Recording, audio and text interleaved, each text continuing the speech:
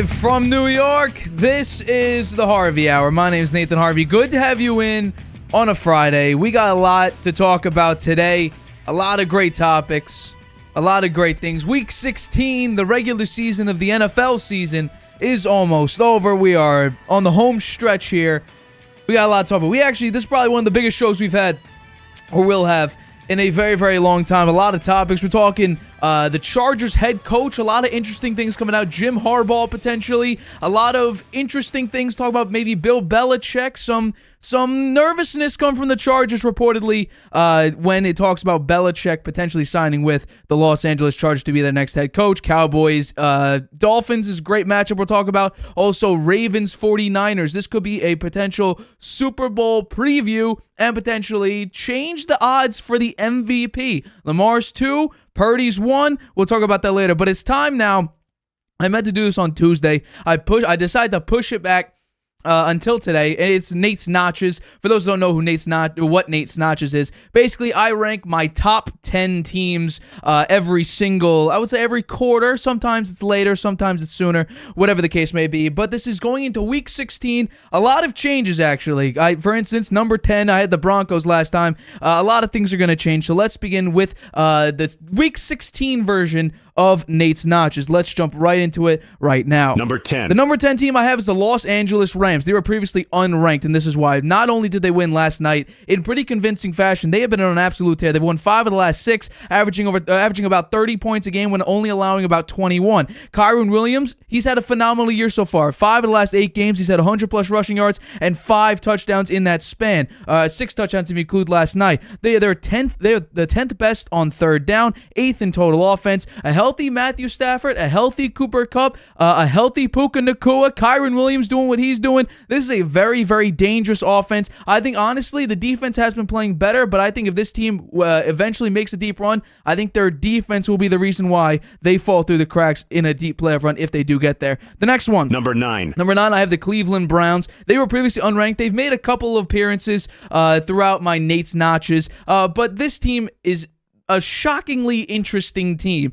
They've had 4 starting quarterbacks, and somehow I got to give credit to Stefanski. He's been able to keep this team afloat. They are first in total defense, and I think that's in large part due to that defense. But the fact that this team has had 4 starting quarterbacks, and one of them being Joe Flacco, coming up off the couch, and also P.J. Walker, and then you had Deshaun Watson, of course, and then you had DTR. I mean, the fact that this team is still in playoff contention, and they are, basically solidified to be playoff contenders, they have a very, very high chance at making the playoffs. This is incredible. Joe Flacco, since he came to the Browns this season, he's thrown for the first most, the second most, and the 4th most yards by a Browns quarterback this season. Joe Flacco. The guy looks about 45 to 50 years old. He's putting on an absolute show with the Cleveland Browns. They're first on third down defense, third on fourth down defense. They are also the 10th best rushing team. This team is absolutely incredible. I got to give props to Kevin Stefanski, Joe Flacco playing pretty well. His turnovers are a little bit of an issue so far, but so far, the Cleveland Browns, I think, deserve, at least at this current moment, to be the number 9 team. The next one. Number 8. I got the Detroit Lions. They actually move up a spot, sorry. They were previously 9th. They are 3-2 in the last 5 games with losses to the Packers and the Bears. Not great, because those teams are in your division. They haven't been playing well so far. However, they still are 3rd in total offense, 4th in passing, and 2nd in rushing. The turnovers have been a recent problem. They've had 10 turnovers in the past 10 games, which doubled their season total in those past 5 games. The defense is still a concern. They're 18th in pass defense. Their rushing defense is pretty good. But the Lions, I think they're slipping a little bit. I still have a lot of faith in them. I still think they'll win the division, and I still think, depending on their matchup, of course, they could win one playoff game, but I do have the Detroit Lions at my number 8 spot. Number 7. Number 7, I got the Miami Dolphins. They're still the league's best offense. They've won 4 out of the past 5. The offense looked good against the Jets defense, and shocking, without Tyreek Hill. That was the big thing. Can you win without Tyreek Hill? And they showed, at least against the Jets, that they actually can. They 30-0 them, which is pretty impressive. The defense shut down the Jets offense, but, Zach Wilson tried his best. He looked pretty bad. Then he got injured. They pressured him over 70% of his dropbacks, which is pretty impressive. However, that offensive line is pretty abysmal. Still, though, that Miami defense, which has had little, spurts of good and spurts of bad, I've never seen a number like that. 73% of Zach Wilson's dropbacks, he was pressured on. They showed that they could play when they have complementary football. they could dominate and shut down teams. They showed that they could play well against a good defense as well without Tyreek Hill, like I mentioned. The Jets are 7th in total defense still. And the last 3 games is going to be a very, very hard stretch. We're going to talk about this game. The last 3 games are the Cowboys, Ravens, and Bills. That's where, if this team wins all of those games, I will be very, very convinced that they can make a very deep playoff run and potentially make it to the Super Bowl. But if they look abysmal against each of those teams, or the offense or the defense sputters, I'll be very, very wary about them even winning a playoff game. But they are currently my number 7 team. Number 6, I got the Eagles. They took a major hit. They were 2nd previously, and they fall all the way to number 6. They've lost 3 straight games and averaged 16 points and allowing 35 points a game. That's terrible. I got to say, earlier this week, this is the first time in 7 games they finally outgained an opponent with yardage, and they still lost. That's the scary thing here. For the first time in 7 games, they outgained their opponent, and they still ended up losing. The offense does not look anywhere near as explosive and dynamic as it was last season, and the defensive regression has been an absolute killer for any type of momentum. This team had like 70 sacks last season and was going for the all-time record when you include regular season and playoffs when it comes to sacks. They have basically no pass rush, and the amount of players on that defense, I thought they'd improve. They have severely regressed, but I also don't trust this team whatsoever. They'd be lucky, honestly, to win go 3-0 in the last 3 games, twice against the Giants and 1 against the Cardinals. I don't know if Tommy DeVito can get it done. I have a lot of worry about that, but the Eagles, they took a massive hit. They dropped down to my number 6 team. Number 5, I got the Kansas City Chiefs. They actually moved down off of a win. They were previously 4th. They beat the Patriots 27-17 last week. The wide receivers are still an issue, and I think that's very, very obvious. Kadarius Toney had a tipped interception in this game. They still believe in him, still have confidence in him. Just wait till next year. If they could find a similar dynamic player where someone who could have a lot of yak and can catch the ball, Kadarius Toney will no longer be a Kansas City Chief. But if they can't find anyone, he'll probably be back next season. The offensive line, Greg Cosell talked about this a couple weeks ago. There's some serious issues. Mahomes doesn't trust the left and right tackles, Smith and Taylor. Those guys are a little bit suspect, and I can understand Donovan Smith because we saw him with the Tampa Bay Bucks last season. He was one of, if not the most penalized offensive lineman in the league. A lot of bad timing penalties as well. They cannot hold up very, very well. The defense, though, is, like I said all year, is the shining moment. They're 4th in total defense right now, and even with inconsistent wide receiver play, Mahomes is still like leading or near leading, and not only is the defense playing well and the offense, the wide receivers are playing bad, and Mahomes also, his receivers lead in drops. Mahomes is still 4th in passing yards, 5th in completion percentage, and 6th in passing touchdowns. They currently lead the AFC West, but I don't think this team at the current moment is a Super Bowl team.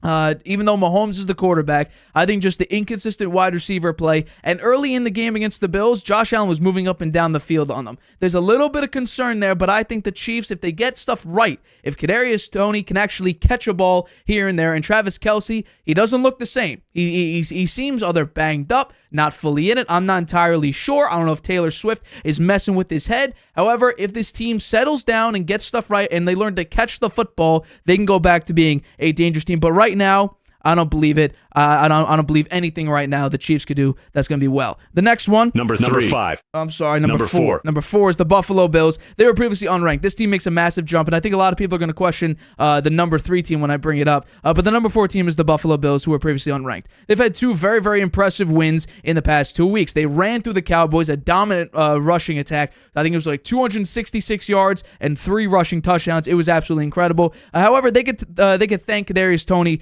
for their win over the Chiefs. The offensive offsides, which barely gets called in the NFL. It's been called a lot this year, but over the course of the past 5 seasons, it's barely been called. They are the best third down offense in the league, which is very, very impressive. They're 4th in total offense. The last 3 games against the Chargers, Patriots, and Dolphins. You think they can go 3-0?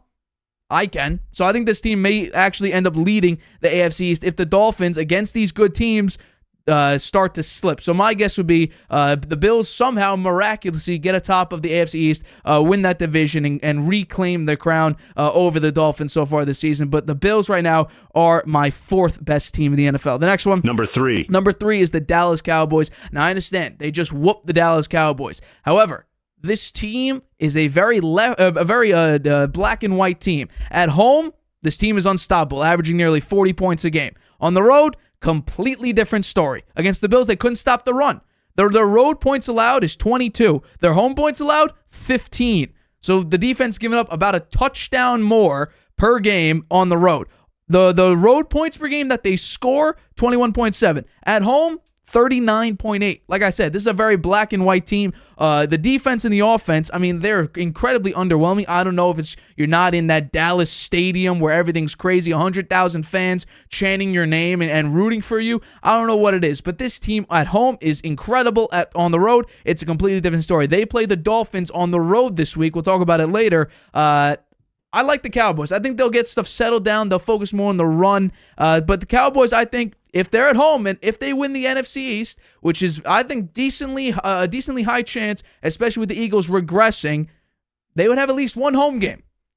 So there you go. They win at least one playoff game. That's why I think the Cowboys are the number 3 team. Let's get to the next one. Number two. I got the Baltimore Ravens. They were previously third. They move up one spot. They're first in rushing offense, second in total defense, first in points allowed. They have the 5th best defense on third down and 2nd best defense in the red zone. So guess what? They get off the field on third down and they don't let you score touchdowns. This team is one of the best teams in the NFL, and Lamar Jackson is doing something we basically have never seen at any point in the NFL. He, as a quarterback, is out rushing his running backs and literally is leading in those categories of passing, obviously, and rushing. The only thing he can't do is catch the ball because he needs to throw it to his receivers. But this guy is carrying his team, and as always, the Ravens get banged up every single year, and Lamar has to pull them out of the weeds. It's been absolutely incredible. Lamar Jackson, surprisingly, is having one of the most balanced years he's ever had, passing and in rushing. His passing game looks incredibly improved thanks to Todd Monken, and he still has a very, very dangerous rushing attack, which is why, his claim to fame in the NFL is his incredible running, and he still has that beyond a reasonable doubt. And not only, I'm still a little bit nervous. The one concern I have with this Ravens team, I'm still petrified in late fourth quarters when they're up by 10. No team, I think, has the most 10-plus point fourth quarter chokes than the Baltimore Ravens do in recent memory. So I got the Ravens at number 2. I feel happy about that. This is a potential Super Bowl matchup because my number 1 team is indeed the San Francisco 49ers. These two teams played on Christmas night. And the 49ers are an interesting team. They basically have no holes. They have 2 top 5 MVP candidates. Purdy's first. CMC, according to FanDuel, is 5th, has the 5th best odds.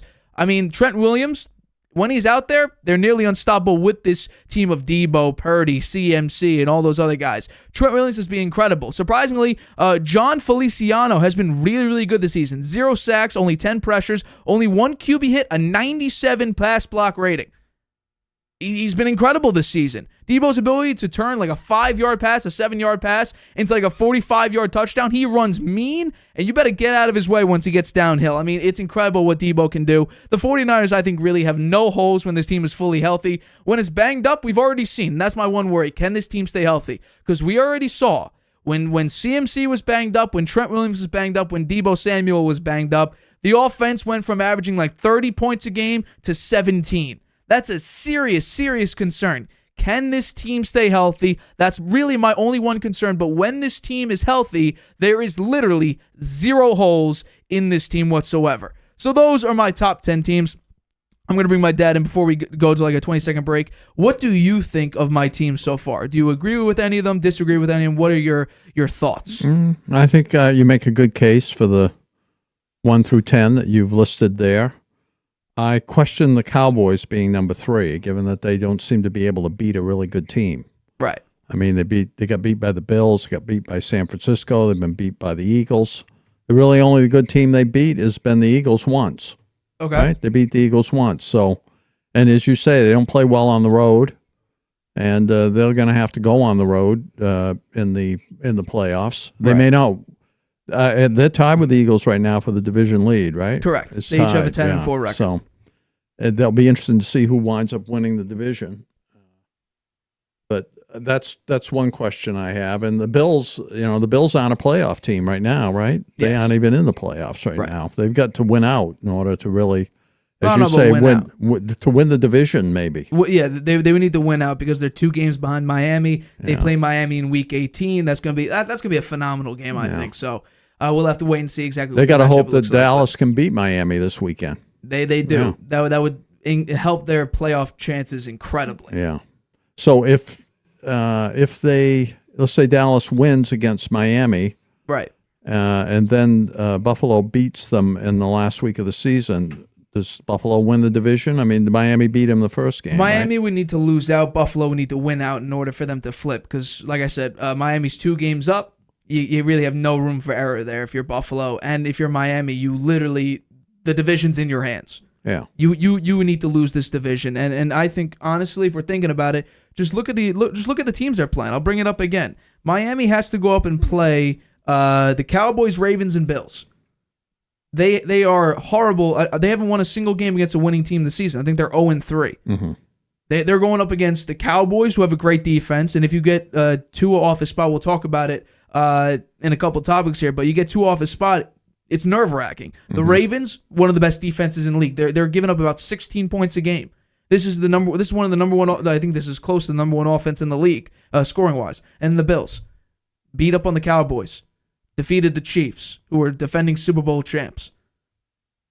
I'm a little bit nervous. If you're a Miami fan, I'd be a little bit nervous because the Bills, I would be too. They're riding high at a perfect time. When it genuinely matters, not weeks 1 to 5 where you could beat the crap out of any team, but no, late in the season. This is where Brady and the Bucs in 2020, they took off in the last 8 games or 7 games and then the Super Bowl. Who do the Bills have in the last 3 games? The Bills in the last 3 games, they play the Chargers, Patriots, and Dolphins. So they've got Chargers have a horrible defense. Patriots, so they've got the dead. easiest schedule. They've got the easiest schedule for sure. So probably the Dolphins will lose 1 out of the next 2 games, maybe both, but probably 1 out of the next 2 games, and then the Bills will win the next 2. So they will. It will be the last game of the season that will determine who wins the division. And I really hope that is the case. Yeah, that'll be fun to watch. Dolphins lose 2, Bills win the next 2. Then it's that Week 18 game. Who takes the AFC East crown? I think that's going to be incredible. Because if the Dolphins win 1, it's basically if the Dolphins win a single game, it's basically over. No, but if the Dolphins win a game, that's 3 games up with 2 games remaining. If the Bills win out, and the Dolphins win 1 out of the next 2, then they'll be down by 1 game going against the Bills at the end of the season. The Bills win; they have the same record. If the Bills win out, that means the Bills beat the Dolphins. There's 3 games left. I understand, but if let's say the Dolphins lose 1 out of the next 2, okay, and the Bills win the next 2, right? Then the Dolphins are 1 game up. They're 1 game up going against the Bills. Mm-hmm. The Bills win that game. They both have the same record. Then you need those tiebreakers, right? Head-to-heads. So whatever, who won the first game between the Bills and the Dolphins? The Bills won. Okay, so if the Bills win, they win the Bills division. Have the tiebreaker. Yeah, so there you go. That's probably. I think that's what's going to happen. It's going to be a hell of a game. That's all I know. I mean, Tyreek Hill is not 100%. I think he's going to play this week, but he's still not questionable. Right. Yeah, no, he's not 100%. The Harvey Hour will be back. I'm going to take a 20-second break while the rest of the show pans out. But yeah, 20-second break. We'll be back right after this. Using Wi-Fi without NordVPN could mean sharing your private stuff with more people than you think. Stay safe on public Wi-Fi. Get NordVPN's special offer and encrypt your internet connection. NordVPN. Online security starts with a click. Welcome back to the Harvey Hour. My name's Nathan Harvey. Good to have you in on a Friday, as always. I'm joined alongside my dad, Stephen Harvey. Let's get into our next topic of today's show. So you saw it down there. The Chargers reportedly have some wariness when it comes to potentially hiring Bill Belichick due to the concerns that he would basically bring on a brand new staff, fire everyone else, and bring in his people. Not only that, the Chargers are also interested in Michigan head coach Jim Harbaugh, and like I said, have some wariness about signing Bill Belichick, signing his own people. What's interesting is that Los Angeles Chargers president John Spano said the team, this is good for Belichick at least, would have no limitations on its next head coach and general manager pairing from experience to salary. Now, they've been notorious about signing the cheap coach. I mentioned it before. You had Sean Payton. I think you also had Ben Johnson, another coach that was very, very interesting in signing with it was Brian Daboll that was interested in signing with the Chargers. Instead, they went with the cheaper option in Brandon Staley, and that seemed to bite them on the behind, one would say. So the fact that now they have no limitations is good for Belichick, who reportedly is making $25 million a year. So that is a hell of a lot of money. I want to know, do you think the Chargers should hire Belichick if he's available, if the Patriots fire him, or let him go? They could trade him to the Chargers for all I know. Do you think the Chargers should pursue Bill Belichick as their next head coach? They definitely should pursue him because he's the greatest coach in NFL history. But I don't think he's a good fit for them, and I don't think they're a good fit for him because he's going to want total control. And the Spanos family, it's a as they call it, Chargers, a mom and pop business. His son is the president of the football operations, and he's not going to want to see his son lose all that power. And I think if they did hire him and they did give up a lot of power, they'd be unhappy and it will be a mess. So I don't think they're going to hire Belichick, and for the same reasons, I don't think Harbaugh's going there either. Really? I don't think either one of them will wind up in Los Angeles with the Chargers. That's interesting. Yeah. I think when you take a look at the problems with the Chargers, their one main problem is they had one. I think they have the most expensive defense. They have tremendous players on defense. They couldn't just perform. And I think could it be Brandon Staley doesn't have the hard hitting standards? Does he not have the hard coaching that maybe these players need? And that's what Belichick could give them. I think Staley averages like the 24th defense when he was with the Chargers, and he's a defensive head coach. I think he should have been gone last year after the choke against Jacksonville in the wild card game. So when you take a look at it, this league is going towards offensive coaches. Ben Johnson's probably going to be available. We just saw Shane Steichen, his success so far with Gardner Minshew at quarterback. They're a playoff team right now.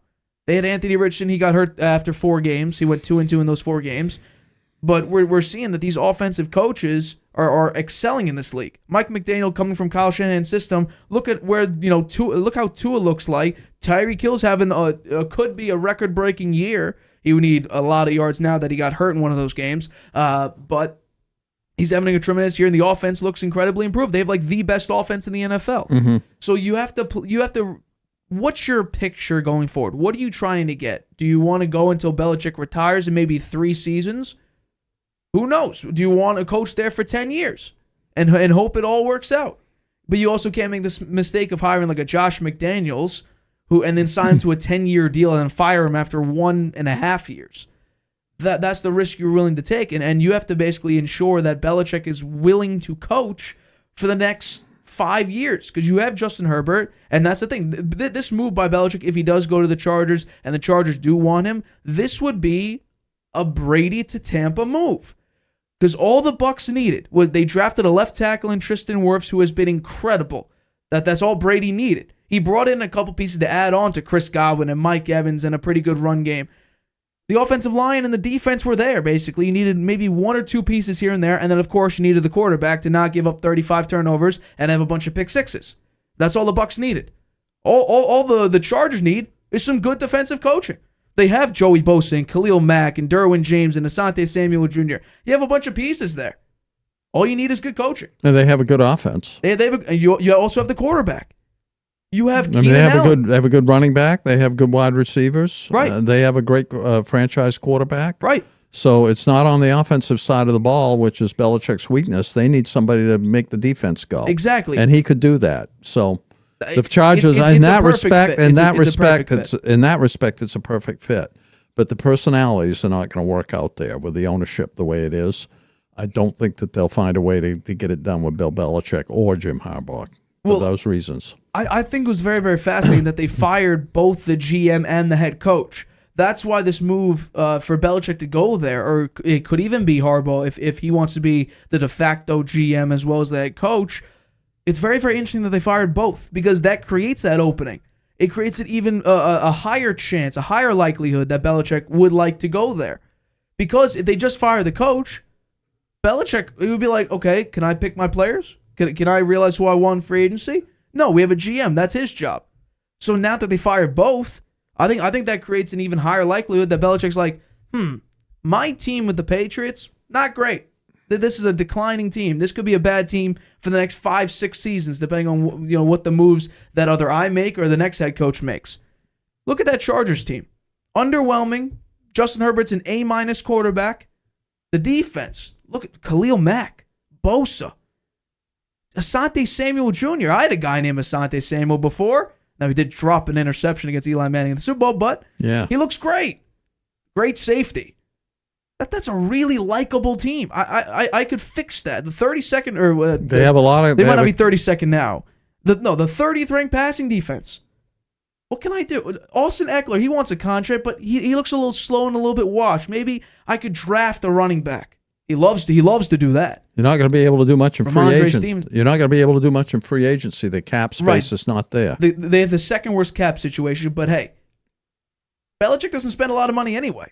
He can get rid of some of those big cap hits, and he could, for instance, if they decide to get rid of Khalil Mack, I guarantee you could find, Belichick is very, very smart. He could find another suitable piece on that defense. Now, it won't be Khalil Mack. It'll be a young, promising, probably rookie. No, I think you know what? A bunch of players would follow him to Los Angeles from the Patriots because they have a bunch of free agents. They do on defense too. Yeah. Right. Yeah. So I think there'll be a bunch of players that want to follow him. I don't think he's going there. By the way, can't get the paycheck. I don't think he's going there. By the way, I don't think it's a totally foregone conclusion that he's going to be fired by the Patriots. I think if he is, or they agree to part ways, then I think the better option and the more likely option is Washington. Washington, okay. Yeah. Do you think the Commanders will look at Bieniemy as a potential next option for them? I think they should. Maybe, but if Bill Belichick's out there, I think they would pick him. I really do. And I think they'd give him the kind of control he wants, too. They could. Yeah. They very well could, so... And it's East Coast, Belichick's always been an East Coast coach for the most part, right? Giants, Patriots, Jets. For like a day. No, he was the Jets defensive coordinator for quite a while. And then you got what? Cleveland's not East Coast. Cleveland, but it's not West Coast. It ain't West, right? So I'll give you that. Maybe he wants to stay in the East, but I just think when you take a look at it'd be a very Brady-esque move when you basically are one of, or probably the last piece to make that entire system go. They just need good coaching. Brandon Staley was not a good coach. So, and also, you have a great OC in Kellen Moore. Now, he may get a head coaching job. He's going to probably look for it. He turned down the chance to be an interim head coach because reportedly he thought it would hurt his chances at becoming a head coach next season. If Belichick can convince him to come back as an OC, I think it could work. I really do. Now, what makes it, and I talked about firing the GM and the coach, a high likelihood. Now, quote, no limitations on the next head coach and general manager pairing because they're notorious for being cheap with their signings, at least coaching-wise. I mean, that basically just says we're willing to spend whatever it takes to get a good coach in there. Belichick is reportedly worth $25 million a year. You trade him away to the Chargers, it's a lot of money. Get a first-round pick back. It could work. Yeah. It could work. So, I don't know. This offseason is going to be very, very he looks odd in a Chargers sweatshirt.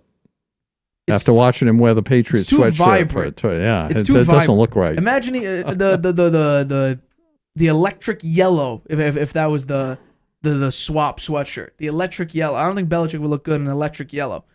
So, who knows? This offseason, I think, is going to be very, very fascinating. What the Patriots situation, the coaching, players, what are they going to do with Mac Jones?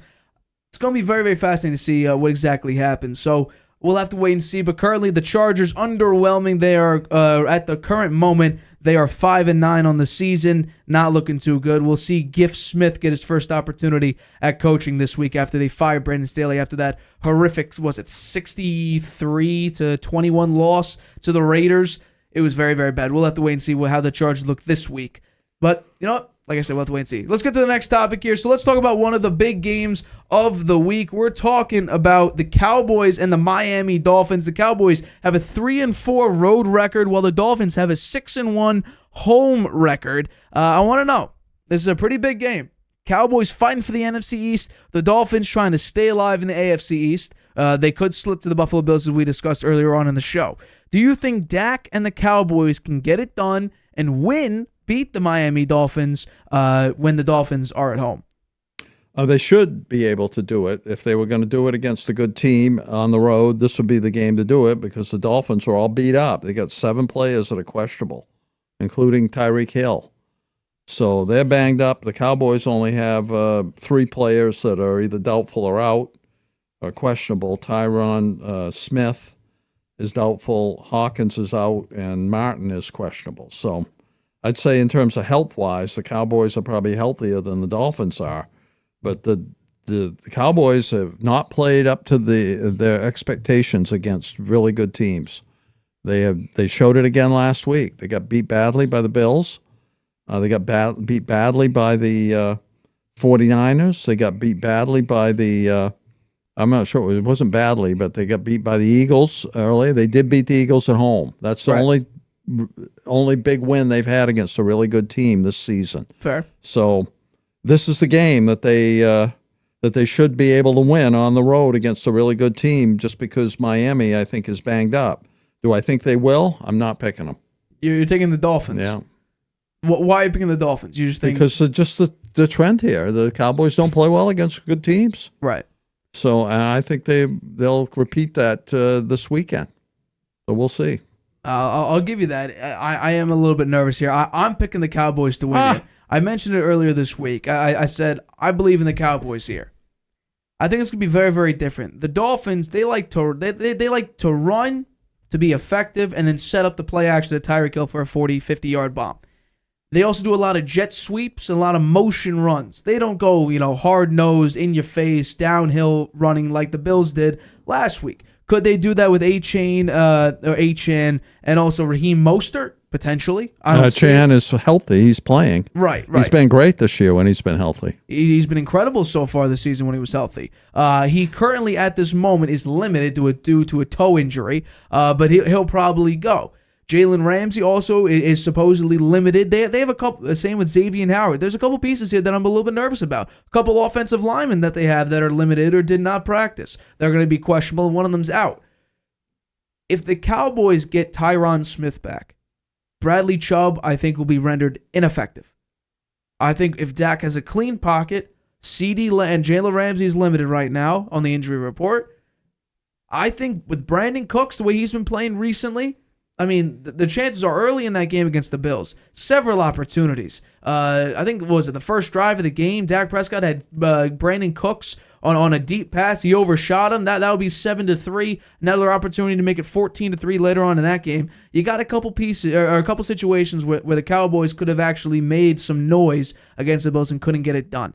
But there's also a rule here, and this is generally true. Good teams that get embarrassed 1 week, the next week they come back with a vengeance. And I think this is the case with the Cowboys. Because I do think the Cowboys are a good team.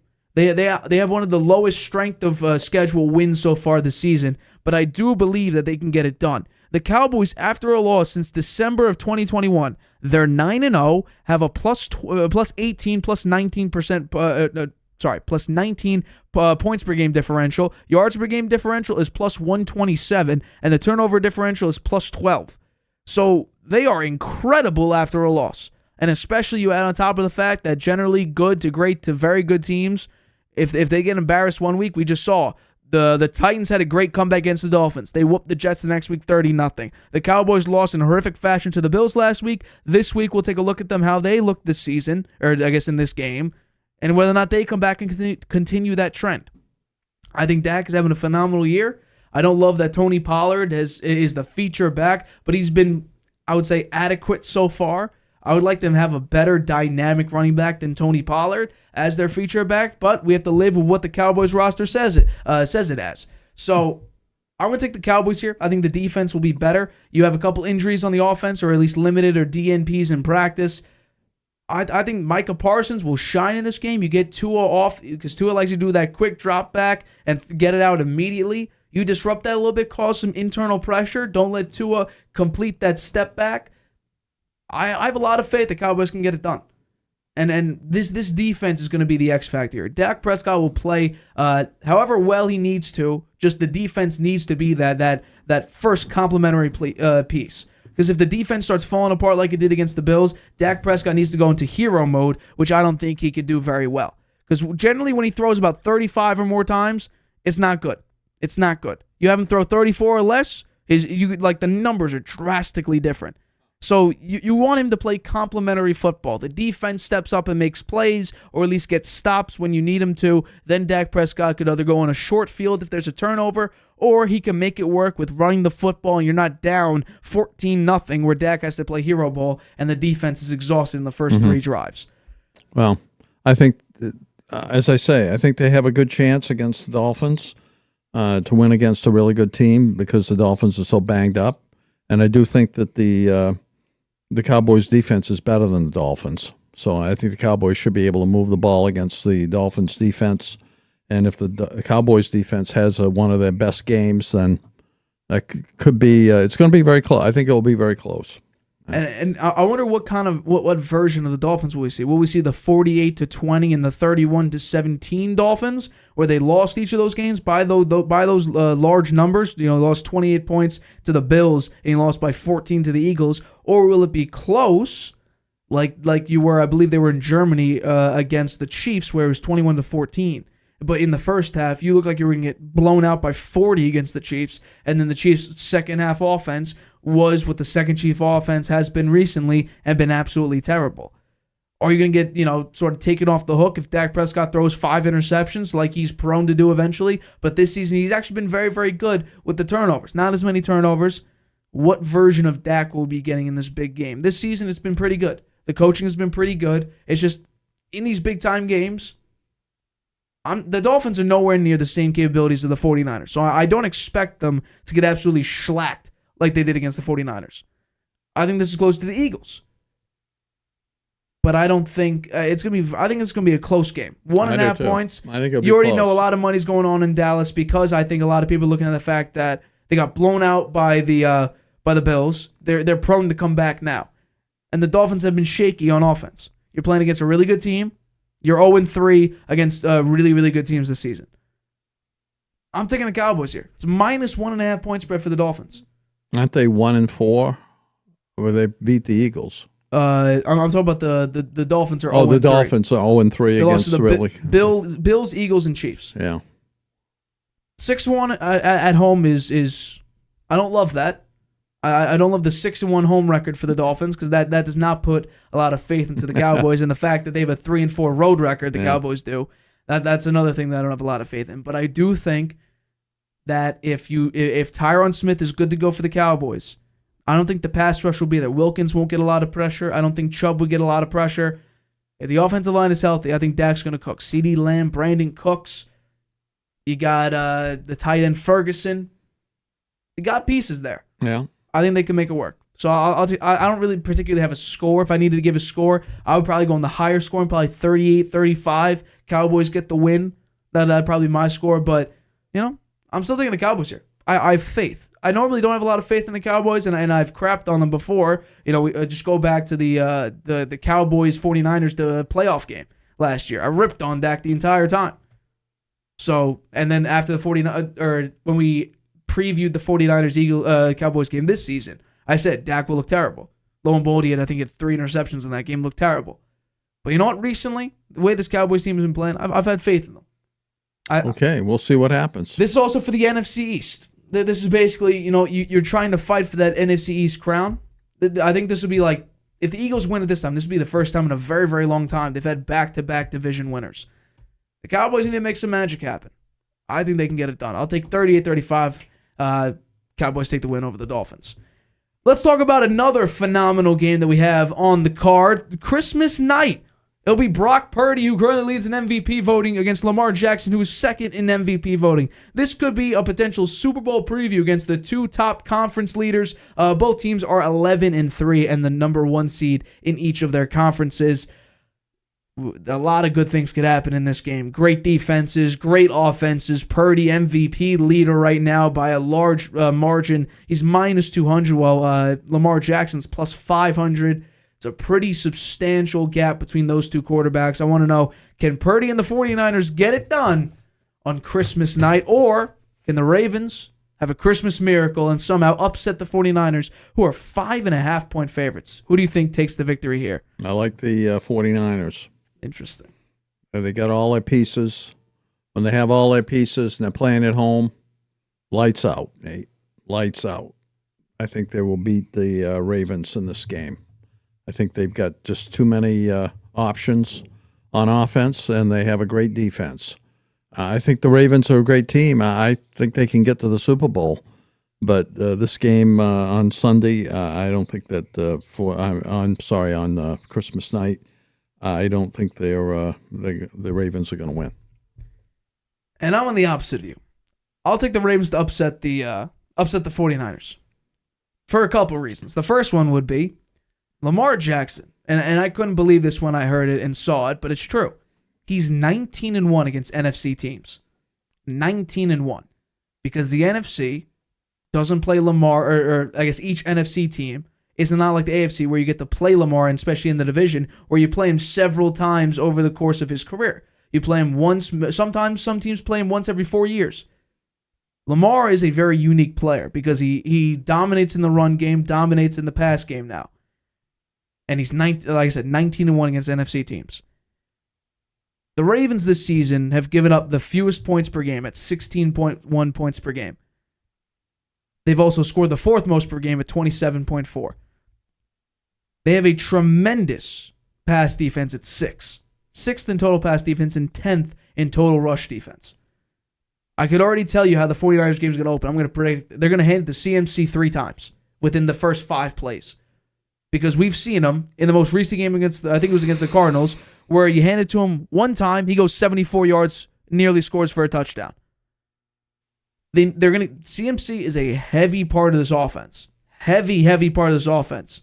That's a good one reason why I think the 49ers are going to win, man. Right. The guy is an MVP candidate. Right. But I believe that Lamar Jackson could pull something out, and it's crazy, and this is true.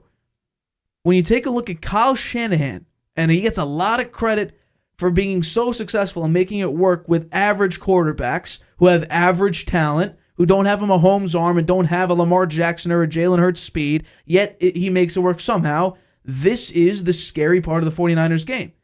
If the Ravens lead by 3 or more entering the fourth quarter, they have an incredibly high likelihood to win the game because in Kyle Shanahan's coaching career, he is 1-31 when trailing by 3 or more entering the fourth quarter. 1-31. Now, could it be because he didn't have a quarterback that could come back from 3 points in one singular quarter and win the game? Could be. I don't think so.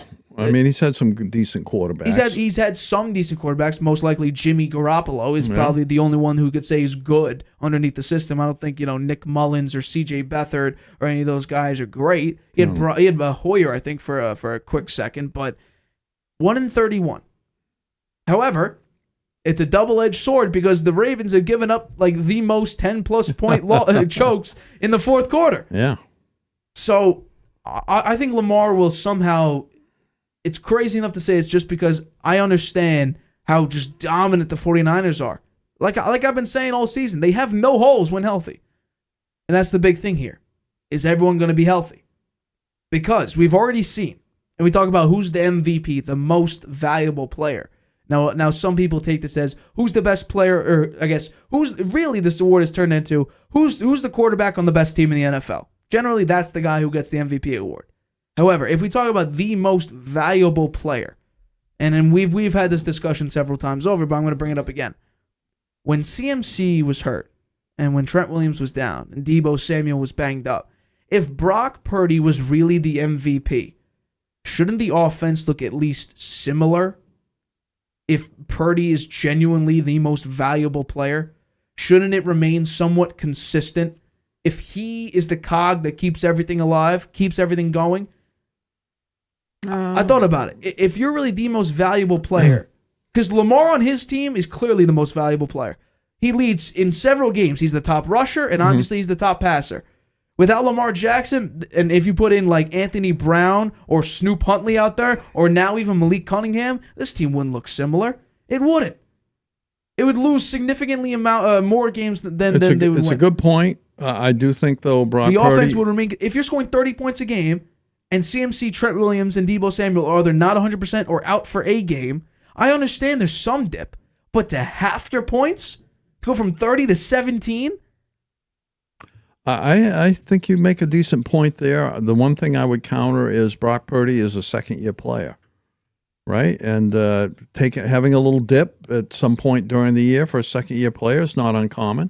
Second-year player, but he's going to be the MVP, the highest honor we give He's a player. Been playing. In the you know NFL. what? In recent weeks, he's been playing like he deserves it. He has been playing well. Yeah, I'm not well. going to argue that. How about the play? He threw the ball down there to Debo. Perfect. Was it the Long left side? pass. Yeah, it was a perfect pass. It was a beautiful pass. Beautiful and he pass. had a touchdown. I think it was on the right corner. Yeah. He's played very well the last few weeks. I'm saying he hasn't been playing. I agree with you. He's not been playing poorly. He hasn't been playing. He's played extremely Look at their well. record. The record. They had the 3-game dip. That was it. Right. And that's when everyone was banged up. Right. So those things happen. So they've come back, and he's playing as one of the best players in the league. And I agree with you. Maybe Lamar makes his team a little better than Brock Purdy makes his team. The players around him better. I think Lamar maybe does that a little better.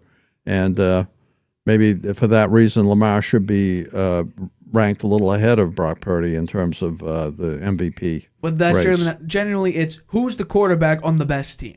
That's generally how it's looked. If you look at the most recent MVPs, if we take a real hard look at it, think about it.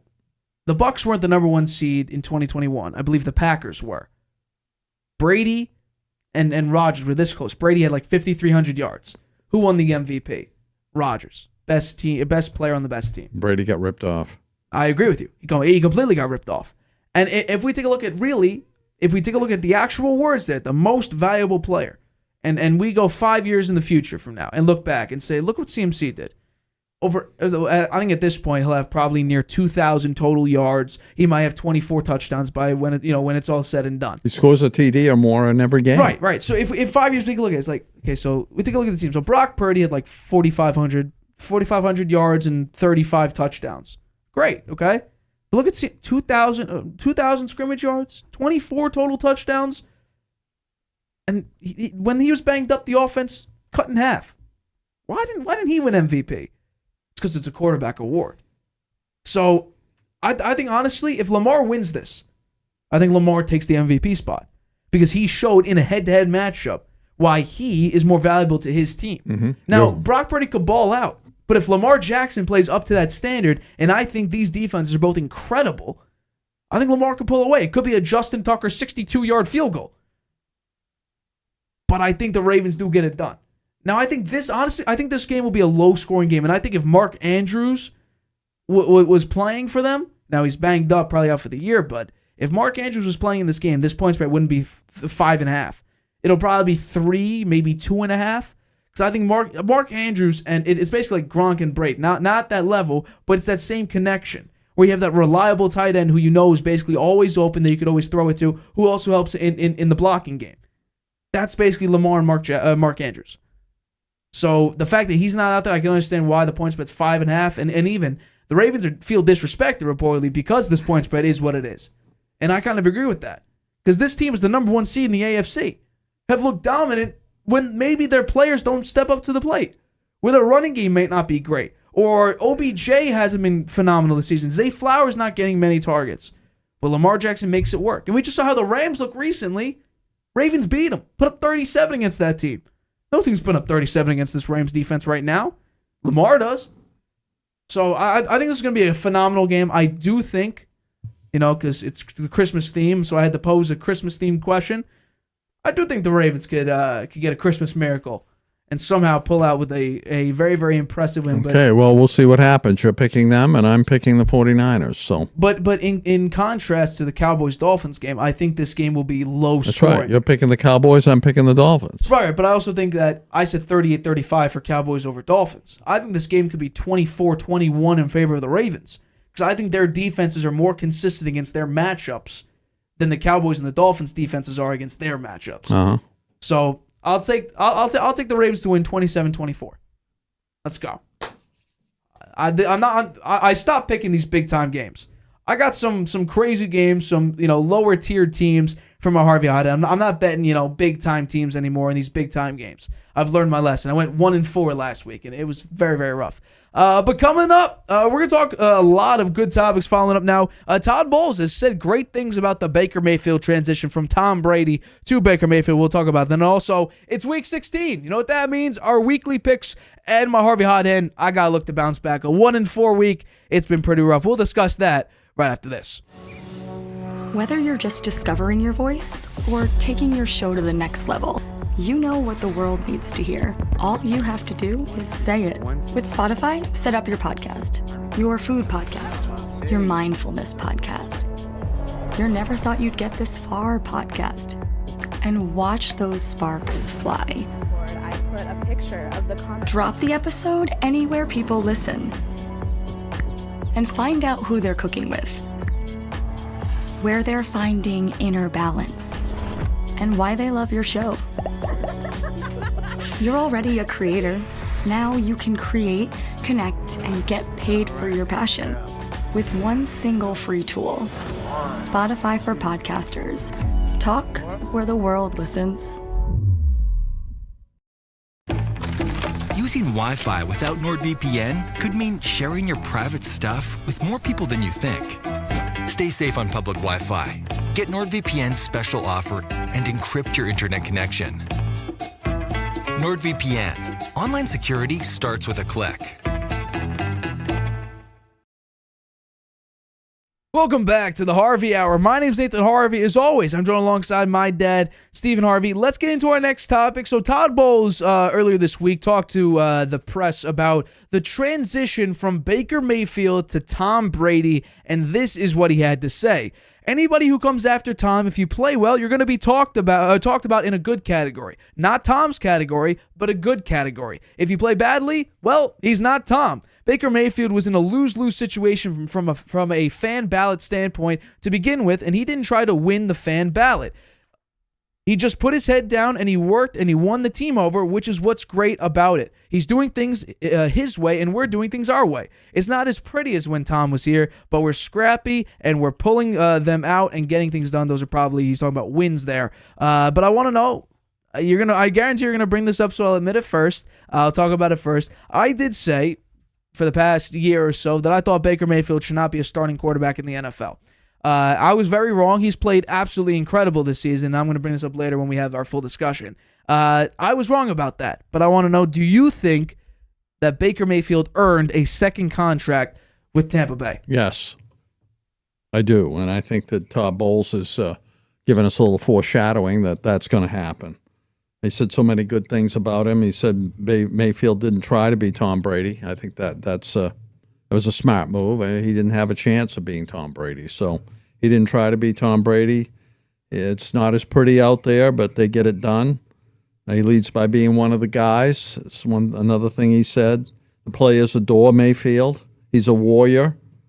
He's a quarterback, offensive lineman mindset. I thought that was an interesting comment. He's a great leader. So those kinds of comments coming from the head coach and with the team in first place in their division, even though it's a losing record. It's 500, 500 record now, 7-7. If they can win the division, I think he gets a second year anyway. But if they win the division, that's even more credence that he will get a second year, maybe even a multi-year. I'll say this. You talk about he didn't try to be Tom Brady. Let's dig a little bit deeper. Let's look at Brady's last season in Tampa and Baker Mayfield's season so far. It's eerily similar. Brady ended the year 8-9. Baker Mayfield right now is 7-7. The completion percentage, 66.8 for Tom Brady, 63.5 for Baker Mayfield. The passing yards per game is 276.1 for Brady, 236.8 for Baker Mayfield. The yards per attempt, 6.4 for Brady, 7.1 for Baker. So there you go, point Baker. The touchdown to interception ratio, that's what's shocking.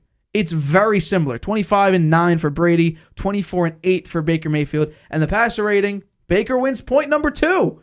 90.7 for Brady, 94.7 for Baker Mayfield. Very similar. Brady's a little bit better because obviously he's the better quarterback. Yeah. But this team has looked less scared. It has looked less mistake-ridden. The running game is still terrible, but it's not dead Not last as in the terrible. league. Right, it's not dead last in the league. It was awful last year. Oh, it was abysmal. They're still very, very close to last. They're 29th. But there's new things that are coming. Baker's more mobile than Brady, which adds one level to the offense that they didn't have with Tom Brady. The defense is going back to that great rushing defense. They're number 9 in the league compared to last season when they were 15th. So things are looking a little bit different, but it's very, very similar between Baker Mayfield and Brady last season. So I've been thoroughly impressed with Baker Mayfield. We talked about with my brother earlier this year. Has Baker Mayfield impressed you? And I think everyone realized it. Yeah, they've been very, very impressive. Will this team win a Super Bowl? No. Will this team make the playoffs? Yeah. Depending on the matchup. Can they win a playoff game? Yeah. I think so. Maybe. If they're at home, I genuinely think Well, so. they will be at home if they win the division. They'll have one home game, and it'll probably be against the Eagles or the Cowboys, depending on who wins that division. Yeah. Can they beat the Eagles? Maybe. Maybe. Probably not, because the last time they played, they lost 25-11. But it's a maybe. I'd say the Eagles' defense has gotten worse, not better. Yes. Right? It showed a lot of poor aspects to it earlier in the year. I mean, Mac Jones, 310 yards and 3 touchdowns. The first time he's ever done that in his career. And look where he is now, sitting on the bench behind Bailey Zappi. That's what Mac Jones did week 1. But I'll say this. Baker Mayfield has been playing very, very well. He looks calmer. He doesn't look as hectic. He's not trying to make the throw to win the game like he maybe did in Carolina and the late years of Cleveland, although the late years of Cleveland he was banged up and decided to play, which that put bad tape out there for him. But again, with Carolina, he didn't have the same amount of talent. He didn't have a Mike Evans or a Chris Godwin. He didn't have the offensive line that he has. That makes a big difference for him. Those two wide receivers make a huge difference. Right. And Mike Evans, once again, 1,000-yard season. I think that's 9 straight. He's trying to break Jerry Rice's record of that. I think it's 11 or 10 for Jerry Rice. Mike Evans has, I think, 9. So to have that type of receiver, Chris Godwin as your wide receiver too, it's very, very good to have that type of talent. So I think he has earned himself a second contract, whether or not that's a 3-year deal like it is with Geno Smith, whether it's a long-term deal, like, I don't know, I think Derek Carr's on a 5-year deal. If it's something like that. I don't think it'll be that long. But I do think Tampa could roll with Baker. I don't think they'll ever win a Super Bowl, but can they make the playoffs consistently, especially with the amount of talent or lack thereof in the NFC South? Yes, I do think so. Todd Bowles has done better than I thought he would this year. Yeah. I mean, his defense still has a terrible time with the passing game. Right. But the run defense is 31st excellent. in pass defense. The run defense is very good. Right. And I think you just got to develop a better running attack. They're 29th in the league this season. The passing defense, which I've said for the past 2 years, needs to be improved. They're 31st in the league right now, and that means the Chargers are above them. I think the Commanders are the only worst one. I think they're dead last in passing defense. The Bucs are the next, and then it's the Chargers. The Chargers were going for the NFL record of most passing yards per game given up. And now they've moved up 2 spots, and the Bucs have replaced them for that 31st spot. So I think you got to get some things fixed out. But the offense this season, I don't think has been the problem. I really don't. Now, they're 20th in the league in scoring. However, I don't think your problem is saying the offense hasn't been able to perform. The defense just gives up so many yards. We're talking about several times where it's nearly 500 total yards given up. Yeah. Think about it. Against the Texans, they gave up 443 passing yards against rookie C.J. Stroud. And that was a killer, too, because Baker Mayfield led them down, scored that touchdown, and then in 42 seconds, C.J. Stroud does nearly the impossible and wins that game because your defense gave up an incredible drive. So while I did rip on Baker for the past year about how I don't think he's a starting quarterback, and I think they said that just based on the expectations I had with him going from Cleveland to Carolina, I still think he got screwed over in that first game. The weird roughing the passer call that wasn't roughing the passer. There was a lot of interesting things that happened in that game. I was very, very disappointed, and so maybe it was a little overreaction, but I will admit, I'll be the first one to admit, I was wrong. I do think Baker deserves, whether it's with the Bucs or not, he is a starting quarterback in this league. I think they'll retain him. I really do, and they probably will win the division, right? I mean, who do they have in their last 3 games? The Bucs in the last 3 games, they play the Jaguars this week with Trevor Lawrence most likely out, and then you have the Saints and you have the Panthers. 2 very winnable games, especially with the Panthers. Yeah, I would say, yeah. And so The Saints, and now they're 2 games behind. They're 1 game behind. 1 game behind, and the Falcons. The Falcons are. I'm sorry. The Saints are a half game behind. If the Bucs win this week, they would be a full game behind. The Saints are 7-8 right now. Atlanta's 6-8, so they have the opportunity to create an even farther gap between them and the Falcons this week. Yeah. So, and the Falcons, they play the Colts this week. The point spread went from -1 to -2.5 for the Falcons. Mm-hmm. I know. Spoiler: you have the Colts. I do. I like Gardner Minshew. He's playing great this week. This year, yeah, absolutely. So, I'll be the first one to admit it. I was wrong, and I've enjoyed watching Baker. And I'll say, I mentioned this earlier this week. In the first time in Lambeau Field history, I mean, it's been around for what? Damn near 100 years? The first time in Lambeau Field history, an opposing quarterback had a perfect passer rating. And it goes to Baker Mayfield. Tom Brady didn't do that. Manning didn't do that. Any of the Mannings didn't do that. Joe Montana, nope. John Elway, nope. Staubach, nope. Mahomes, no. Anyone, greatest quarterbacks of all time, no. Baker Mayfield did it. First time in Lambeau Field history. An opposing quarterback. That's surprising. Perfect passer rating. In a season where both of us, including both of us, thought that the Bucs would be going for Caleb Williams at the number 1 draft pick. I did. And right now they're leading the division with a 7-7 record.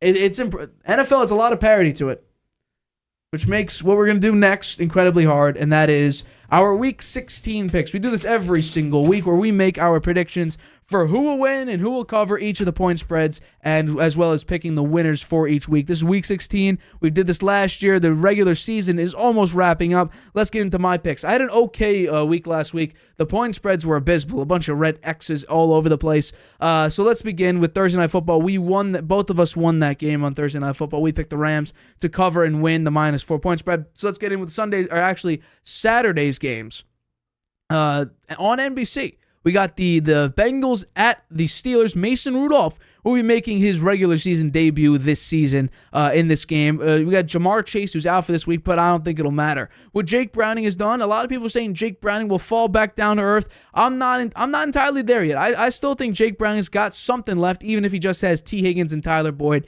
and Joe Mixon. I still think the Bengals will get it done. Cover the -3 points on the road. I don't trust the Steelers' offense. Mason Rudolph is your starting quarterback. I think the Bengals get 1 or 2 interceptions off him. Whether or not they return him for pick sixes, I'm not entirely sure. But I still believe in Jake Browning after not believing in him once Joe Burrow went down. I am a full believer in what Jake Browning can do. And I think, honestly, if Jake Browning gets it done this week, I would say Chiefs, look out. Jake Browning may be legit. So I'll take the Bengals to win and cover the -3 point spread. The next one, Bills -12.5 point favorites on Peacock and on NBC against the Chargers. Keenan Allen's out. Easton Stick's your starting quarterback. Austin Eckler has shown major regression this season.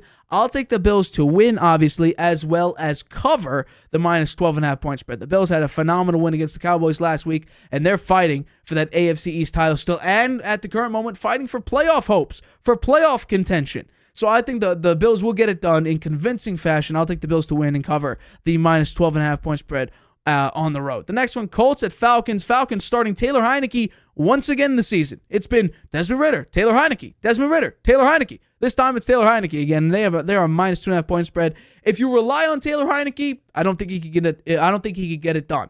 If you throw him in there for one game, like I said, there's some black magic happening with Taylor Heineke. He pulls something out of nowhere and makes it work. And I say in this game that does happen. I love the way Shane Steichen has formed that Colts team and formed that Colts offense to make it work with Gardner Minshew. I think Gardner Minshew is probably the most underrated player in the NFL. But I do think that Arthur Smith could be fighting for his coaching job. I think Drake London has a great game. Taylor Heineke makes it work. Like I said, black magic sprinkled all over the place. I'll take the Falcons to win and cover the -2.5 point spread. The next one, Packers, -5 point favorites on the road against the Carolina Panthers. The Panthers coming off their second win of the season, an incredible win over the Falcons. Not a good look for me, who just said that the Falcons, I believe, in Taylor Heineke, but I think Jordan Love will get this done. The Packers are just overall a better team. The Panthers are the worst team in the NFL. Now, for me, as a Patriots fan, I would hope the Packers actually lose, because that means the Patriots playing the Denver Broncos, who will probably lose, who you could see there if you're watching on YouTube. I have them losing to the Broncos. That means they probably get the first overall pick in the draft. So I will take the Packers to win, though. I just think if we're going for wins and losses, not what my heart is telling me.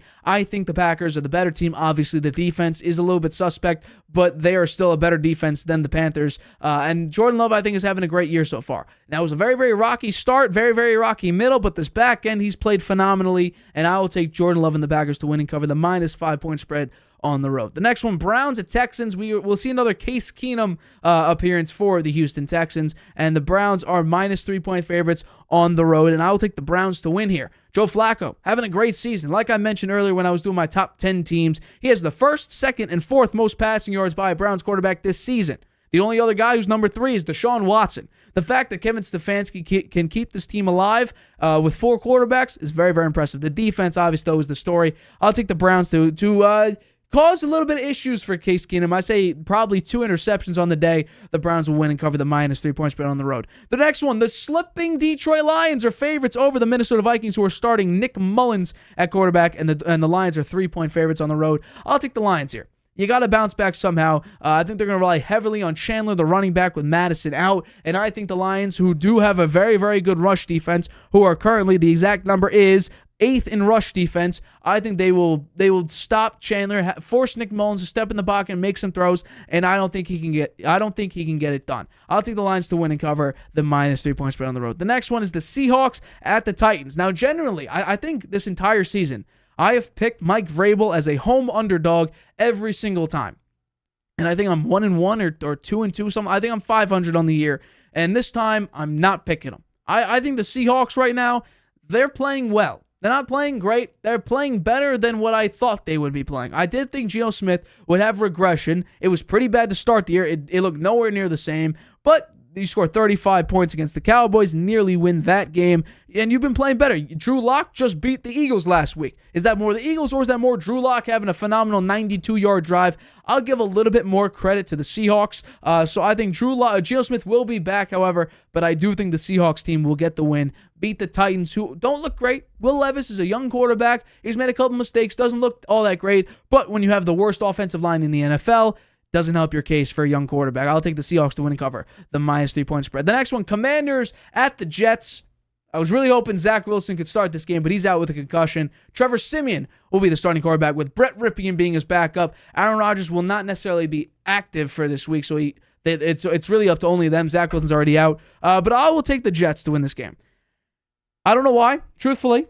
I just think with, Trevor Siemian in this defense and the fact that Sam Howell, he's a turnover machine this season. He has done well in the passing yard game, but I just think turnover-wise, I think the defense, this will be an ugly game. I don't think, truthfully, unless you're a Commanders or Jets diehard fan, I wouldn't even watch this game, truthfully. I just think this is going to be a very, very ugly game. This could end up being 10-7, 10-3. This won't be high scoring. I'll take the Jets to win, though, in a shocking game. They're -3-point favorites, even though Trevor Siemian is starting.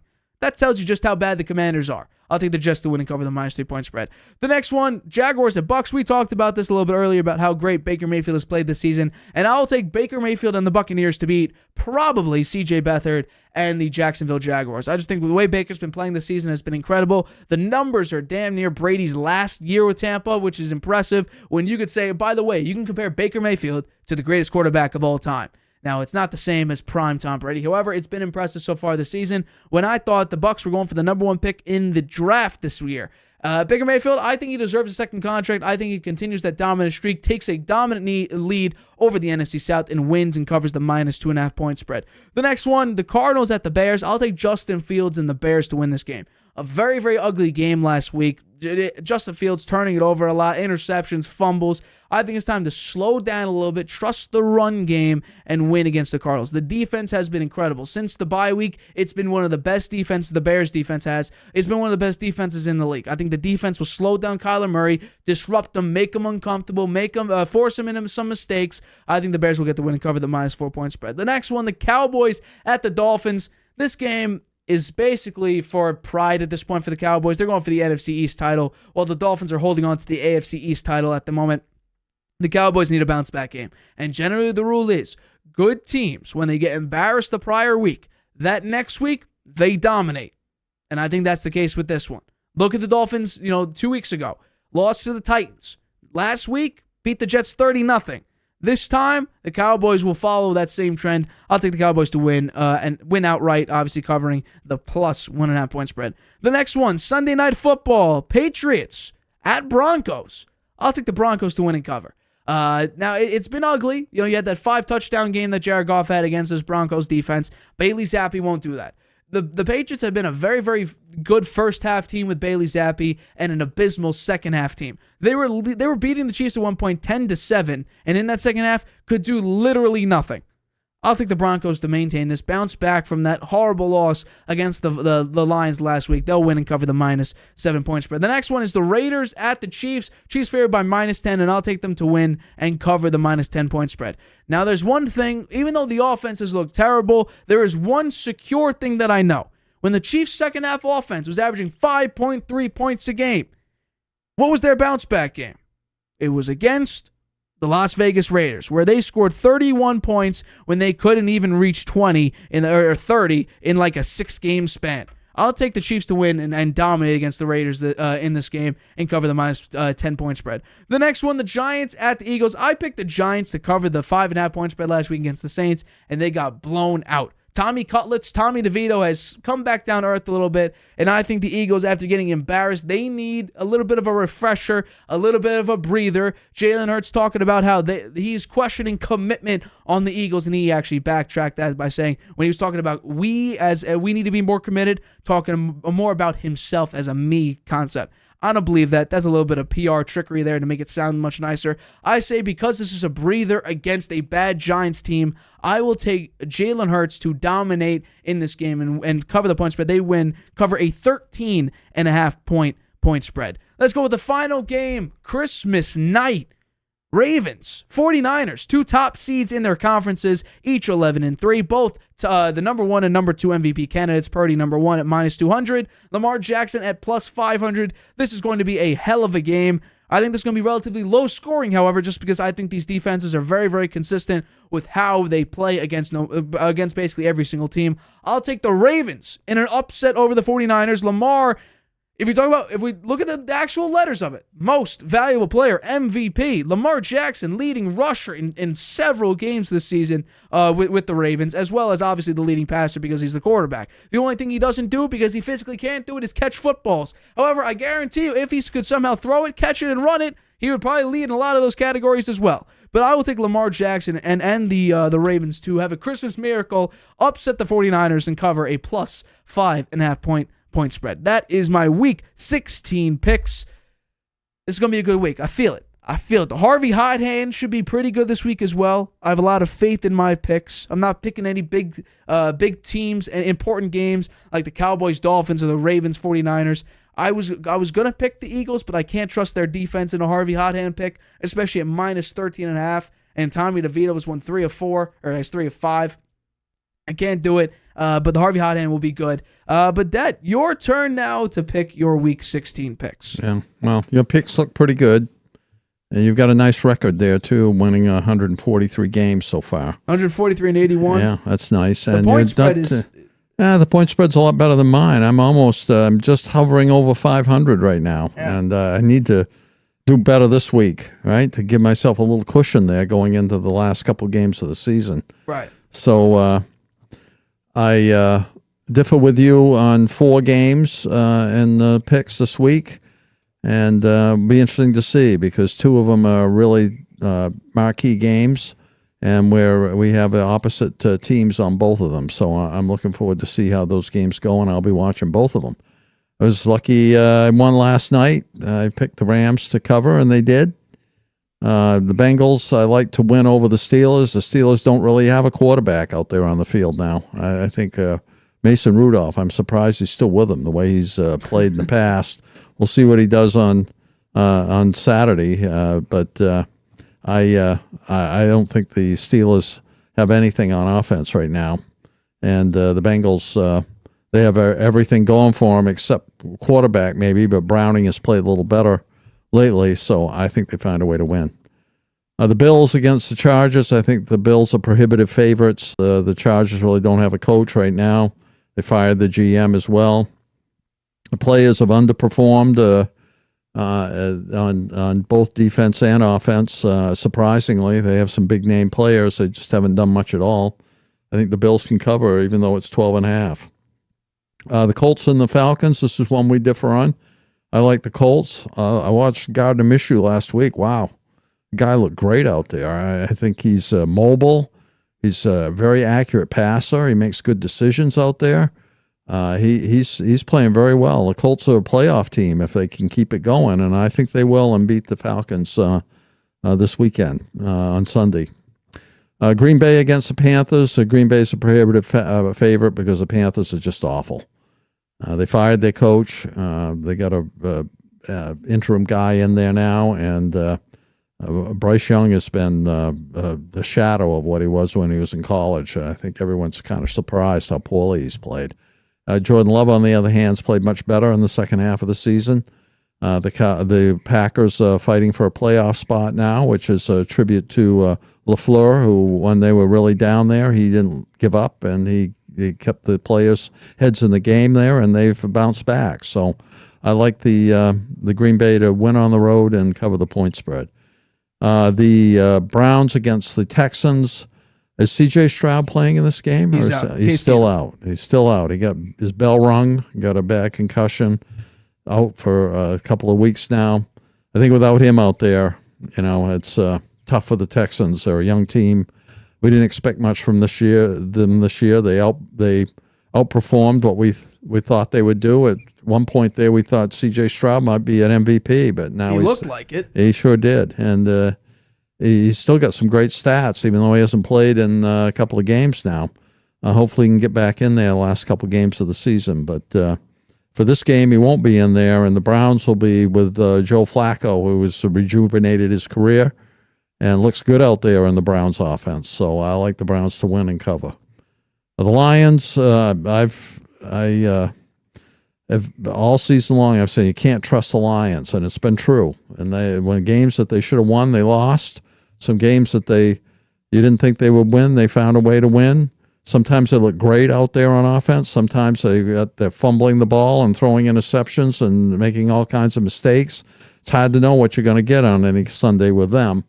But against the Vikings with Nick Mullins out there, who didn't really impress much against the Bengals last week, I'd have to say the Lions should be favored, and I pick them, and I think they'll cover. Seattle against the Tennessee. Tennessee, they're another one. It's hard to know how they're going to play. I like that they've left Levis in there. They have no offensive line. Derrick Henry, he hasn't really done much this year because there's no holes to run through. When they can't run, that makes it much harder on a rookie quarterback. So I think that the Seahawks, with a decent defense, a good coach, and Geno Smith back in there this week, or is it going to be Drew Lock? It's going to be Geno Smith. Geno Smith. I think that the Seahawks will win the game and cover. Here's another one where we disagree. I think Washington's going to find a way to beat the Jets. The Jets are going to have Trevor Siemian out there playing. And their offense has been so poor. The offensive line, very bad. They have Wilson on offense, who's very good. Aside from that, they really don't have much. The defense is good, but Sam Howell generally plays well against good defenses. If he can keep the turnovers down, I think they find a way to win and beat the point spread there. The Bucs against the Jaguars, with the Jaguars starting C.J. Beathard and the Bucs playing for a playoff spot now, leading the division. Baker Mayfield having one of his best seasons. I think that they find, and also the offense having those two great wide receivers for the Bucs. The defense stopping the run and won't have too much to worry about with the pass with C.J. Beathard out there throwing the ball. So I think the Bucs will win and cover. The Bears against the Cardinals, I'm a little surprised the Cardinals have not done better once Kyler Murray came back. It makes you wonder about him, whether whether they're going to stick with him. I don't know. He's really been underwhelming here, and I thought that he would come back, and the Cardinals, who played reasonably well at times during the season, the defense looking okay. I figured with Murray getting back in there, that would be a spark, and they'd start winning some games, but they haven't. They've been poor. And the Bears, on the other hand, have looked better. They've looked much better. And Justin Fields has played a lot better. And I think they'll find a way to win and cover. Here's another game where we disagree, Cowboys and Dolphins. I'm picking the Dolphins for all the reasons we just talked about and cover the 1.5 point spread. The Patriots, the Broncos, it's the Patriots' unbelievably bad season. Been very hard to watch. Very disappointing. I'm hoping that Bill Belichick doesn't get fired. Everybody in the world's saying he will, that he's already picked where he's going to go next year. He said that's ridiculous, and maybe it is. I'm hoping that he doesn't get fired, but I'm afraid I'm probably wrong on that one. But I do think the Broncos find a way to beat them. They're fighting for a playoff spot. They've done much better the second half of the season. Russell Wilson's had a pretty good season overall. And Sean Payton has that team playing together and fighting for a playoff spot. So I think they'll find a way to win the Sunday night game. Kansas City against the Raiders. I think there's Kansas City kind of a prohibitive favorite. They've had trouble all year with wide receiver with all the drops and mistakes. Mahomes, still one of the best, if not the best quarterbacks in the league, playing against O'Donnell there for the Raiders. I just think that Kansas City's prohibitive favorite here and covers the 10-point spread. The Eagles against the Giants. I think the Eagles are going to win. I don't know about the point spread. 13.5 is pretty high. The Giants' defense isn't too bad. And Tommy DeVito, the darling of New York, he got beat last week pretty badly. So that took a little shine off his luster and his star. But I think this game might be closer than you think. I might have made a mistake on the point spread there, but I do think the Eagles are going to win. If you want to change it, I'm not going to change it. I'll stick with that. Fair. And the San Francisco against the Ravens. This is the last one that we disagree on. For all the reasons I described before, I think San Francisco finds a way to win this game. And now I'll turn it back to you, Nate. So pretty good picks this week. It's going to be interesting to see who comes out on top. There's a lot of good games this week. Although, you know what? They're not, headline games like Bills, Chiefs. There's Cowboys, Dolphins, Ravens, 49ers. Those are some big games. A lot of interdivision ones like Chiefs, Raiders. I think that'll be a good game for the Chiefs to finally, gain some ground on their own division. Although the Broncos, surprisingly, are still right there still. So what do they have? Who are their last? Who they play last two games? They play the Patriots this week, and then after, by the way, it's 9-5 to 7-7. So the Chiefs would need to lose out, or it would be the same situation basically with the Dolphins and the Bills, except they're not playing in Week 18. So it's the Patriots, Chargers, and Raiders. So two division games. They should win those Patriots. two, right? So and then the final two Chiefs games besides the Raiders one is the Bengals and the Chargers. The Chargers one, you're going to win. The Bengals, we'll see how Jake Browning looks this week. Yeah. Although if he comes out and dominates, I think the Chiefs may be in a little bit of danger. Just a little bit of danger.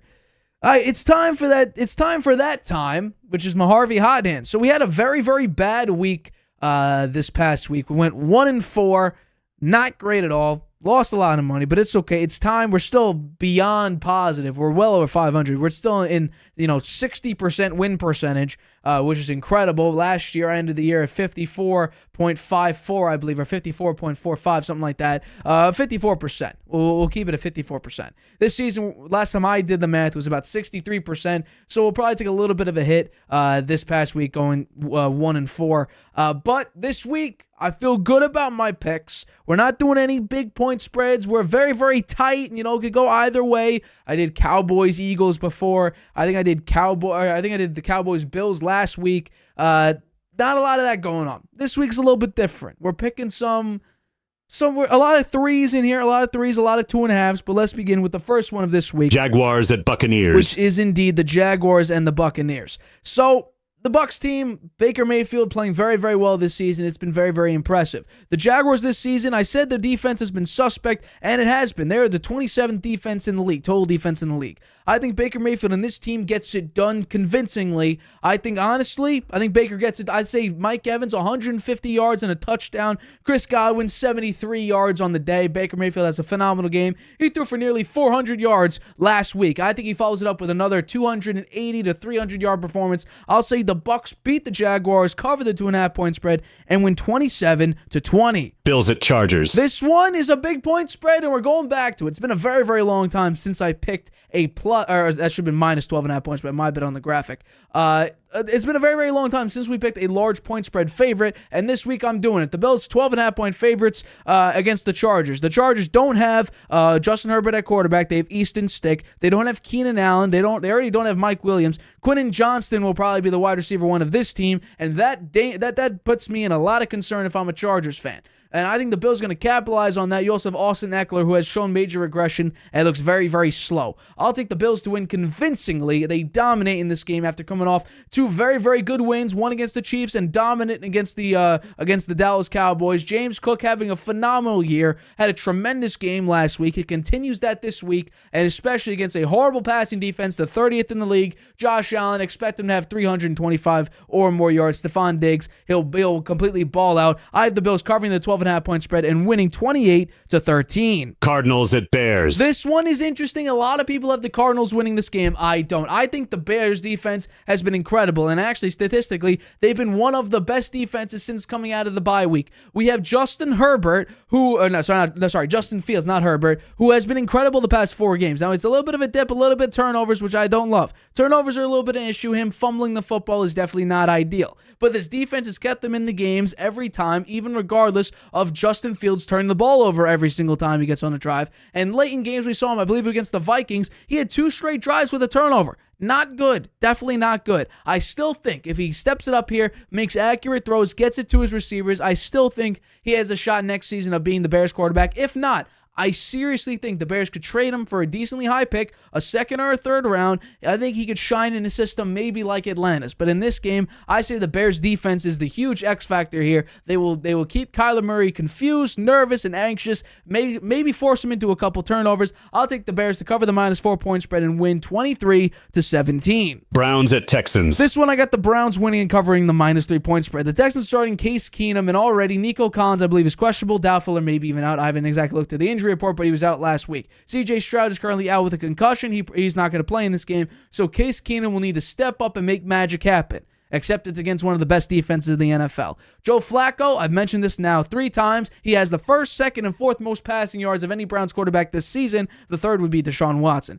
Joe Flacco coming off the couch has been phenomenal. Recently, turnovers have been an issue, but hasn't been that big of an issue because they've been able to pull out some pretty good wins. The defense is the story of the season. Myles Garrett having a phenomenal season. I think this defense will shine here, force Case Keenum into a couple turnovers. The Browns win very, very convincingly, cover the minus 3-point spread, and win 26-14. And the last Harvey hot hand pick of Week 16 is Seahawks at Titans. This one is very, very risky on the part of me.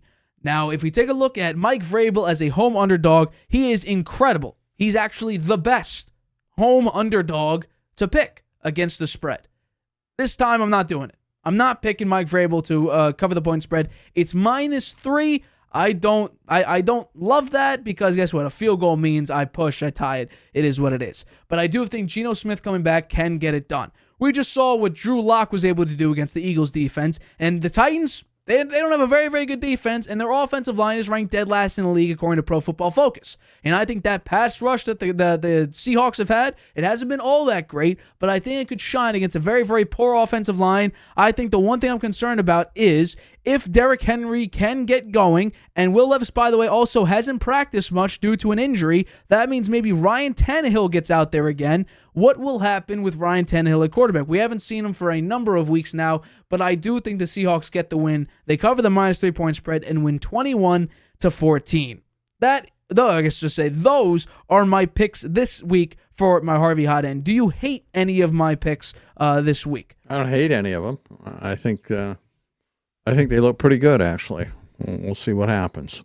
So there we go. All right. Oh, and I also have some baseball news. There was that pitcher. I forgot his name. Yamamoto. I don't know if you saw the news. Did the Mets get him? No. Oh. Can you guess which team got him? The Red Sox. No. It's the largest deal for a pitcher in MLB history. You're kidding. 12 years, $325 million. Oh, my God. And what's really the only team that could afford that contract? It's got to be the Dodgers. The Los Angeles Dodgers. That's crazy, man.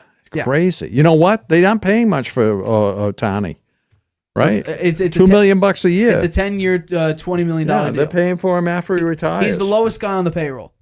The lowest guy on the payroll, and he's the best player in baseball. Yeah. Now you get Yamamoto, who is an incredible pitcher, making 12 years, $325 million. Largest deal for a pitcher in MLB history. It beat Garrett Cole by $1 million. That's amazing. I don't know why a team would do that, actually, for a guy who'd never played in the MLB. Right? He's never played in the MLB. He's played over in Japan. He's it's that different. good. He's that good. Yeah. So, Well, we'll see. He better be for that kind of money. I mean, is baseball going to be watchable? Well, the Dodgers might win every game. Maybe they're going to go undefeated this year. But here's the major issue.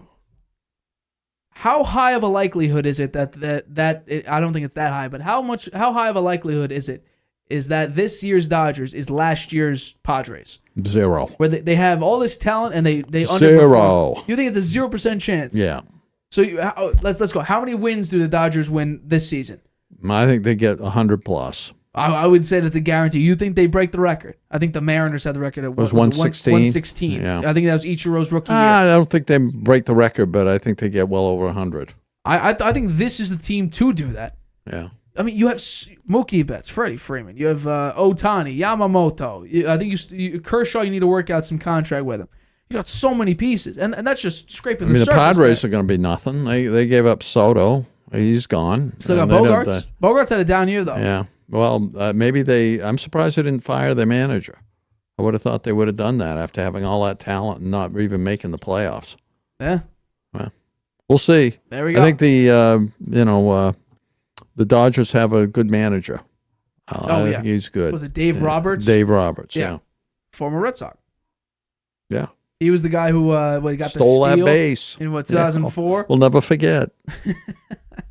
So yeah, I just thought you wanted to hear that news. Yamamoto to the Dodgers. Huh. I talked to my friend who's a massive baseball fan. I really don't think baseball is going to be whoever's playing against the Dodgers, unless you're there to see Ohtani, even though you're maybe an opposing fan, to see Yamamoto or to see Ohtani. Freddie Freeman or Mookie Betts. Right. I mean, they have everybody there is an MVP in that team. If you're an opposing fan of the Dodgers and you're playing the Dodgers, is it even watchable? No. You would just sit there and be like, can we make history and somehow beat this team? No. Well, it's going to be interesting. Has anyone picked up Justin Turner yet? Let's see. I know the Red Sox aren't. Yeah, he doesn't. He had the option to go back to him. He didn't want to. Yeah. That says a lot about Alex Cora as the manager who they retained, which I'm surprised by. I'm not seeing. I think he's still out there. Still out there. Yeah. Well, maybe he'll wind up back on on a quick Google search. I could not find it. Yeah. So. Now they haven't picked up anybody, right? Maybe they try to talk Albert Pujols out of coming out of retirement, something like that. That's the kind of player they go for. Well, somebody there past is their one prime. team 2 days ago reportedly that's interested, the Blue Jays, in Justin Turner. Yeah. So I can see why. He had a very good year last year. Yeah. So there we go. There's a little bit of baseball for you. But for this episode of the Harvey Hour, I think that'll be it. Stay tuned for Tuesday. The day after Christmas? We'll be here. Yeah. A lot of people are taking off for Christmas, and a couple of people are taking off. Everyone takes off for Christmas. Right. So a lot of people are taking Tuesday. next week off. Yeah. So we'll be here. We'll be here on Tuesday recapping all of the games, all of the baseball, maybe some basketball games. There's so much sports during the holiday season. So we'll probably recap a bunch of it. But for this episode of the Harvey Hour, for this Friday on December 22nd on the year 2023, we'll wrap up this episode of the Harvey Hour. My name's Nathan Harvey. That's my dad, Stephen Harvey. We are the co-hosts of the Harvey Hour. Catch us Tuesday, 6:30 p.m. Eastern, right here on YouTube. My grandpa. Using Wi-Fi without NordVPN could mean sharing your private stuff with more people than you think. Stay safe on public Wi-Fi. Get NordVPN's special offer and encrypt your internet connection. NordVPN. Online security